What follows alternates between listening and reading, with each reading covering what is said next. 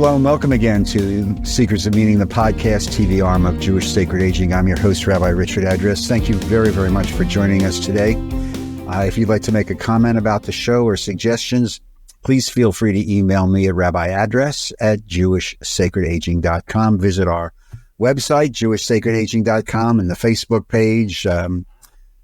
That'll do it for social media, I guess, for a while. And we are living in a time when there's a very, very interesting transition. Obviously, our generation, talking about the reality of our own mortality, to paraphrase Genesis chapter 3. And the explosion in death education and the awareness, perhaps because of our generation, has just kind of figured out that we're going to die someday. And we want to control that as we try to control a lot of other things. This arena is now being occupied by a relatively new organization, and we want to share that with you. And to do that, we've invited back an old friend, David Zinner, who is the president of the JADE board. That is the Jewish Association for Death Education. So, David, welcome. It's good to see you again. How you doing? I'm doing great, and thanks very much, Rabbi Adress. It's a pleasure to be back with you. Oh, we're going to be formal. Okay. You don't have to be formal. We've known each other for a couple of days. But that's very nice of you. I'll work on being more informal, Richard. Okay. Thank you very much. So this, the JADE, as you call it, the Jewish Association for Death Education, relatively new on the scene. David, walk me through the history. When did this organization come into existence? And I guess the obvious question is why? Yeah, those are both great questions. So the germ of the idea started a bunch of years ago at one of the Chevra Kadisha conferences where Susan Kramer, who is my co-founder of JADE, observed that we were talking to each other about Chevra Kadisha work, but we weren't talking to people who are ultimate users, the Jewish community, and what she calls civilians, people who didn't already know about Jewish practices around the end of life, but who were interested in learning about this. And we brainstormed, we strategized, we figured out that what we needed to do was, come up with a program that was focused on how do we teach people about end-of-life practices that other groups aren't doing. Groups are talking about how to do healthcare agents. Other groups are talking about how to do mourning, but those in between, the parts where people are getting near death, people are dying, and what are some of the rituals that we do to care for them? Those are sort of left out of many conversations. It's almost scary how when you read some of these other organizations, they sort of jump past that part. Like, well, what happens to the person's body, between the time when they die and the time when there's a burial? We wanted to start to address some of those issues. So when was JADE formed? Formally created 2 years ago, a year ago? About a year and a half ago. Okay. So one would assume, and obviously what happens to when you assume things, that people who want this information would run to their rabbi, given the fact that the majority of American Jews do not belong to a synagogue or may have, no relationship with a rabbi. But still, where does this fit into do you work with clergy? Do you work with seminaries who should be teaching, or in many cases are teaching some of the introduction to this stuff, how to do the funeral, what are the rites and passages, etc.? Is that what you're doing now? Is this a goal eventually to move into seminary work? So let me go back to your original question, right? We know that about 50% of Jews are unaffiliated and have no rabbi, right? That many Jews have a death in their family, walk into a funeral home, and when the funeral director says to them, do you want Jewish traditions? They might say yes, but I don't know what they are. So we find also situations where rabbis never learn about some of these things in the seminary. It's not part of the curriculum. The curriculum is pretty tight and fixed. So, there's a gap in their training where the rabbis learn about how to interview families to do a eulogy. They learn how to deliver a eulogy, how to conduct a funeral, but they may not be familiar, for example, with what happens during a tahara, what is shmira, some of the options for shiva, things like that. So, we brainstormed. We have a steering committee, and now we have a full board on how would we make an impact. Okay, so it's interesting that you bring up seminaries, because that is not necessarily our first goal, right? We know that it's a little more of a challenge, but our first goal was, and it was our goal because we believe that the biggest opportunity we have is for people who are in the funeral home trying to make decisions. And we've looked at what kinds of language that the funeral directors typically use, and we wanted to help them come up with good language, right? We want them to use words like care, community, loving kindness, compassion. And so one of the things that we said was, let's give them that language that they can use. We don't want it to be a secret what this language is. We want them to learn how to say to their customer, their client, how to welcome them to Jewish practices. So, as you all know, because you've been around this with Kavod and other, for a long time, not all funeral homes are created equal. And for those of us who have served either as a student congregation or other ways, smaller communities outside major metropolitan Jewish areas where there is this information, some of these places just have no idea at all. Where I am in southern New Jersey, we're very, very fortunate in the greater Philadelphia area to have, quote, Jewish funeral homes who kind of like know how to do this. About 40 minutes south of where I live right now, when I took care of this little congregation for 15 years or so in a little farming community, the local funeral home had no idea. You really had to walk them almost service by service. Right. So am I correct in understanding that one of the major goals here with JADE is to work with funeral homes around North America, or just the United States? Let me geographical. Well, we're not ready to tackle Spanish yet, so our focus is mainly U.S. and Canada, or any English-speaking group, because everything we've done so far is in English. And funeral homes that service the Jewish community may not have any Jewish knowledge. They may not have any Jewish staff.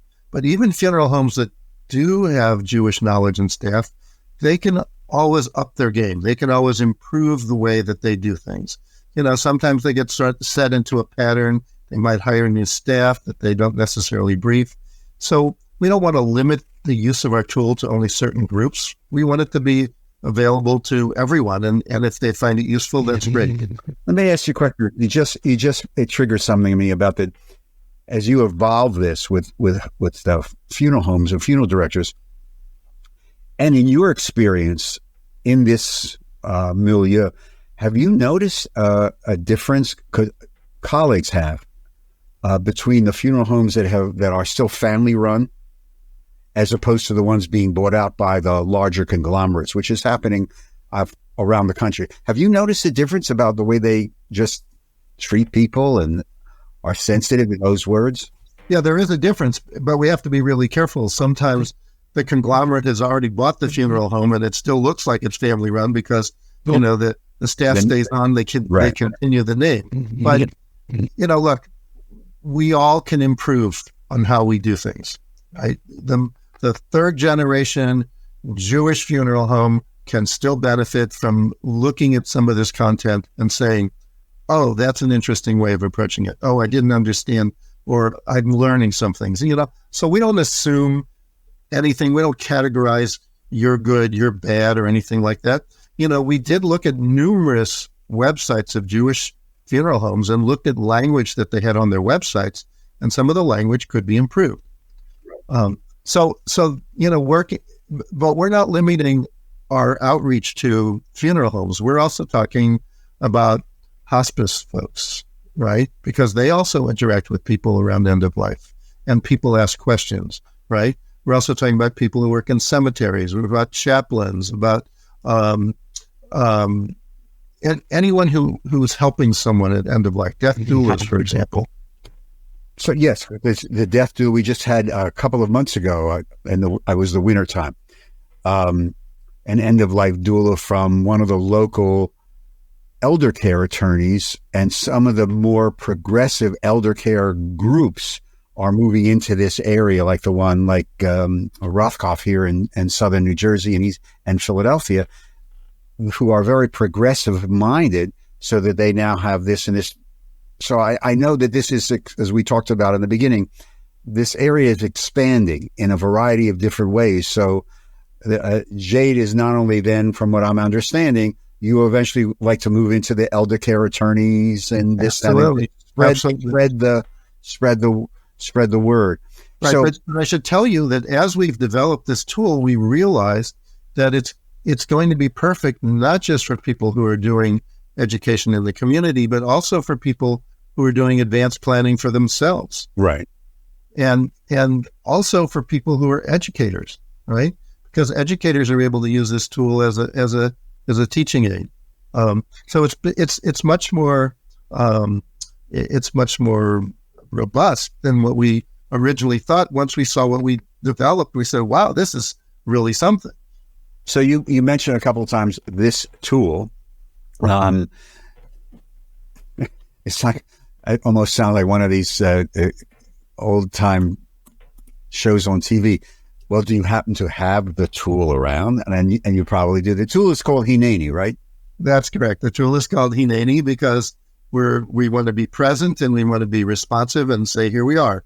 You can use our tool. It's totally free, right? You don't have to log in. You don't have to have a password, right? It's totally free and available to anyone. But when we designed it, we had two main things in mind. We wanted it to be easy to use, for navigation purposes, and we wanted it to be easy to understand, right? So it had to work both elements, right? It can't be so complicated that people can't understand it, and the language has to be the kind of language that's going to resonate with people. It's going to be warm and welcoming, and it also is not denominational language. It's not Orthodox. It's not Reform. It's talking about or anything in between or anything else. It's just straight ahead. Here's what the Jewish traditions are. Here's some innovations that you might have seen. But this is the essence of Jewish practice. I know you're going to share it. However, electronically we do this. The website. Somebody's listening to this, watching this, say, "Okay, I'd like to get it." What's the website to log on to access this tool, to get to Hineni? So it's jadeinfo.org. JADE info, one word, .org. Okay. Pretty simple. Yeah. Even for me, JADE as somebody who's technologically challenged, as my grandchildren remind me constantly. Well, that's the idea. We know that people have all levels of expertise and non-expertise on the internet, right? So we designed this so that it's really straightforward. It's really simple. You can read all the instructions on how to navigate it, but it's almost self-explanatory. So let's see if we can, through the magic of electronics and with the genius of whatever, and Steve, let's see if you can walk us through a little bit of what Hineni is. I'd be glad to do that. JADEinfo.org brings you to Hineni, this tool, correct? That's correct. And then, it gives you a little explanation at the beginning, but it's clear what you do next. You hit the enter button, right? And once you hit the enter button, you get this interesting page, right? It's basically a list of 14 different topics that we think are the key topics. And you can scroll through them. We call it a carousel, right? And you can scroll through these different topics. What's really interesting about them, let's take Tahara, for example. You click on Tahara, okay? And then what you see is a little short explanation, only one sentence, right? Between death and burial, the community comes together to prepare the body for burial, through a sensitive ceremony of washing and dressing with a rich liturgy and sacred intent. You notice that the words there, okay, sacred, rich, sensitive, community, right? These are the key words that we want people to get, that this is not like some austere ritual that only done by certain groups and people. It's something for every Jewish person. The next innovation that we did was we said, not everybody learns in the same way, right? Some people learn by hearing what the practical aspects are. Some people say, what are the text bases for this? Others will say, I want to know about the emotional aspects, and still others will say the spiritual, right? So we structured this so that you can click on any of these and you'll get an explanation that will resonate with the window that you chose, okay? So I clicked on practical, it talks about the practical. But then if I want to go back and look at the emotional, I can say a little bit on the emotional. And you notice that when you hover over an italicized transliteration, it automatically gives you the definition, okay? And then you say, okay, David, I've read the short little paragraph of each of these, but, I've got an hour before I go to sleep. So you click on deeper understanding, and then you get the whole discussion. And this is really designed so that wherever people are, they can learn. So can we go back to the carousel? To the page. Yes, I'm going there. Huh? Okay, there you go. So we have 14 different topics here on the carousel. Everything from pre-planning to Bikra Cholim, Vidui, to Shmira Tahara, caskets and garments. And notice the carousel revolves around, but you can also jump, right? You can jump the carousel by hitting the little dots. Or if you don't like to do it that way, you can do the drop down and pick a topic directly from the search jump. And then if you want to know more, you click on the help and you can get our glossary, you can get display options. We put in a lot of bells and whistles here, so you can change the screen from light to dark, you can change the text size from small to medium to large. You can if you pick a topic like this and then you hit the little gear button, you can show the full screen, which shows you everything, right? And you can print it out. So we've just tried to make it as useful, as usable as possible. David, how are you and the JADE board planning to market this? How are you going to get this out? Let's just say to the funeral home community. Right. So we had our launch last week. We had 70 people participate from all different communities. That was just the start. We're doing an interview with Jewish Sacred Aging podcast today. That's going to be good. But we're also talking to the people from the American Funeral Director magazine. We'll be talking to chaplains associations. We'll be talking to hospice groups. We'll be putting it out through our field staff. We have field staff in 4 different communities, and they'll be showing the tool to the people they work with in those communities.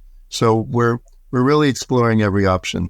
What communities do you have field staff, or what does a field staff person do? So we have field staff in Portland, Princeton, Denver, and Boulder.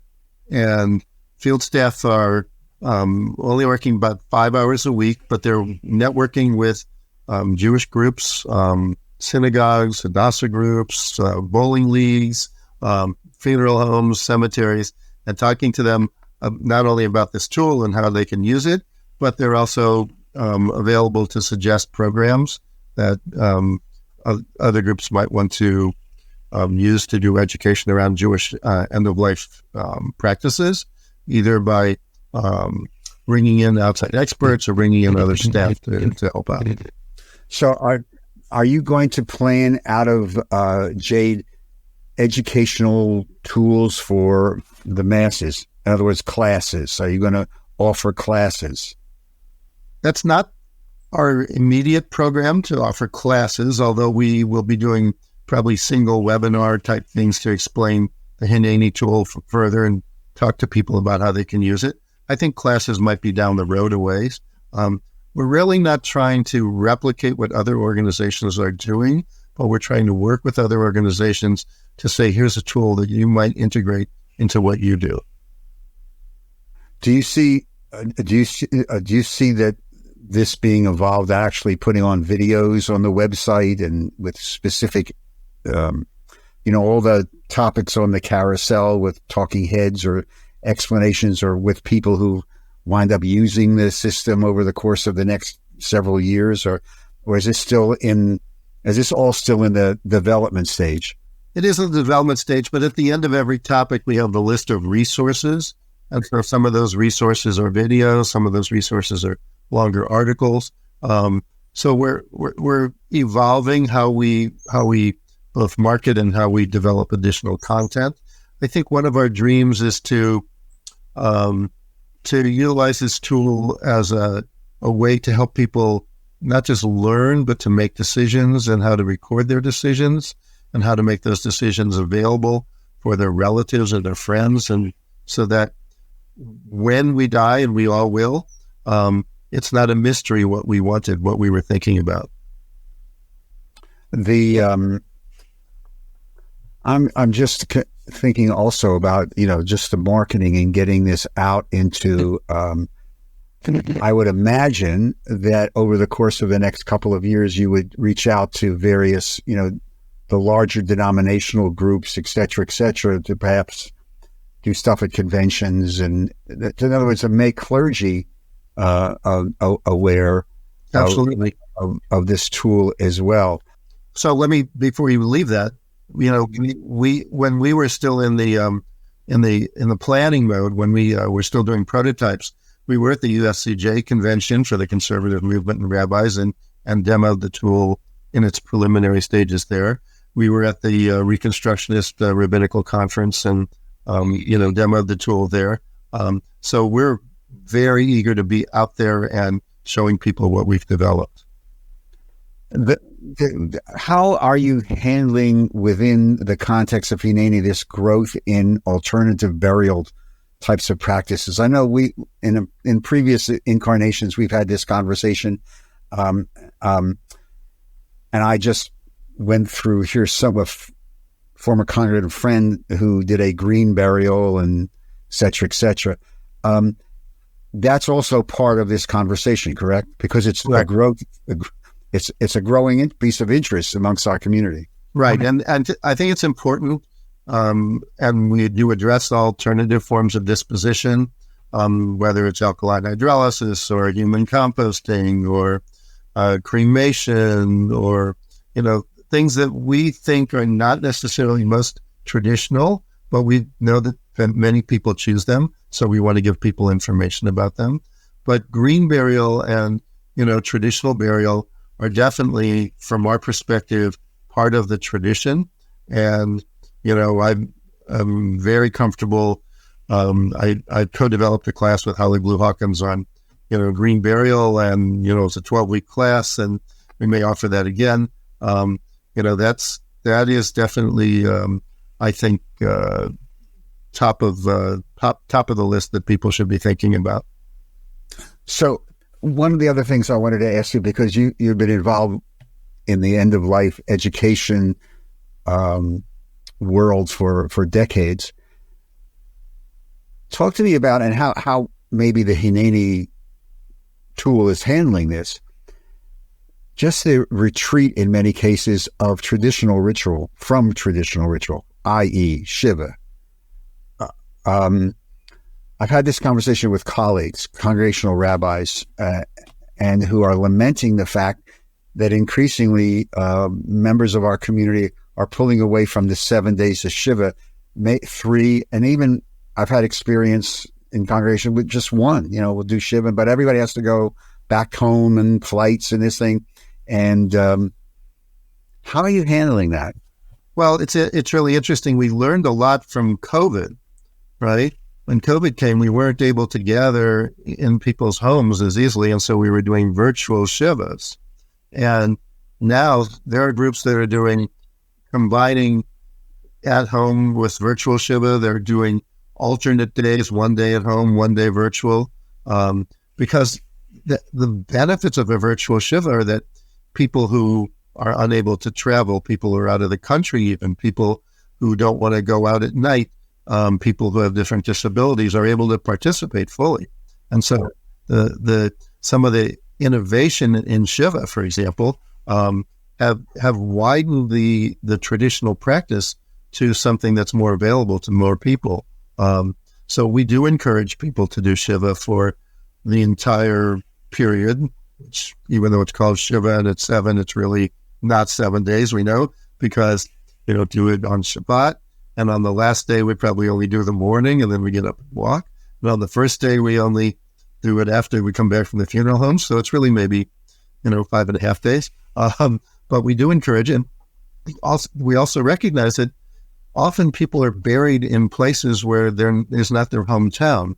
So they might do a couple of days of Shiva at the community where their parent or grandparent, grew up and where they have a cemetery plot. And then we encourage them to do a couple days or 3 days back in their home community where their friends are. So instead of thinking of it as a stretch of 6 or 7 days, breaking it up into 3 and 3 might be a better way to think about it for some people. So what we're trying to do is keep the tradition, but innovate within that tradition to adapt to how the world has changed. Yeah, that's why I wanted to raise the question, because I think it's really, really important that people understand that the world has changed. Judaism has always adapted to new realities. That's how we've survived. And so given the realities of mobility, et cetera, this is just, and technology has made it possible. This is just another innovation that will allow us to fulfill the mitzvah. Yeah, and it's important to be well grounded in this, right? If you have to feel comfortable understanding what the mitzvah is and the purpose of the mitzvah and how it was done historically and what the text basis is before you start rejecting or improvising, right? But on the other hand, you can't be so locked in that you're unwilling to look at ways that increase participation, increase meaning, things that people are going to resonate with, that, are going to make them better Jews and better people. So I can see where, again, the counselor, the intake counselor at, say, ABC Funeral Home, who may not be steeped in the Jewish tradition, would be able to use this tool and sit down with a family and they may ask a question about Shiva. And, I'm not a member of a synagogue. What do we do? I hear we can't do 7. And then because this counselor has looked at Hineni, say, well, here's some options for you. You can fulfill the mitzvah of your tradition by here, and then you can do this, and here's the tool to help you do that. So in other words, it really becomes, as I imagine what the design of this tool is, more interactive, spreads the knowledge base, and allows people to walk out of that environment, that encounter, saying, yes, we can fulfill these mitzvahs and do it our way and have it meaningful and still be based within the context of our faith. Right. And the reality is that when people walk into the funeral home, they're usually in a state of sometimes shock. Yeah. Yeah. And so it's also important for whoever's talking to them to give them that resource so that when they get home, they can look at it in their living room, right, at their leisure. Or even better, that people look at it before anyone dies so that they can think about pre-planning. So we want the tool to be able to address all of those different needs that we just described in one little sentence. At the funeral home, you have a pre-need when no one's died, but when you're going home and you need to reflect, because when someone dies and you're in the funeral home, no matter your level of expertise or knowledge or whatever, you are just in a state where it's hard to focus. It's hard to grasp everything. And so, that's why we want to use this really simple, clear, warm, welcoming language. And we want people to take this home with them and to be able to use it when they're as they're reflecting also. No, look, I when I work with couple families, etc., I would say you're now entering what I call the tunnel. And some of it is really almost like an out-of-body experience. And everybody who's walked through it always, say, I was there, but part of me was not there. I was someplace else. And that's just the normal. Right. And I could also, go ahead. I just want to say also that, many people believe that rabbis have all the answers. And for some rabbis, that's true. I often work with my rabbi where we meet with a family and we go through the tool, right? And sometimes we never get past the first page, the first topic, right? Because there's so much to say. But people can go home with that tool and then use it and then hopefully record what their wishes are, record what they want so that their family knows what they want. And that's really important. You see this tool being offered or linked on congregational websites. Would you like to see this on every congregational website, a link to saying, if you would like further information on how to begin these conversations, here's the link? Yeah, absolutely. And the advantage of linking to the website is that we're going to be constantly updating it. We're going to be adding new topics. We're going to be adding more content. We're going to be clarifying, fixing mistakes that we might have made. We have editors who are across the religious spectrum. We have an Orthodox woman who's very involved in Fever Kadisha work, who's been helping us do editing.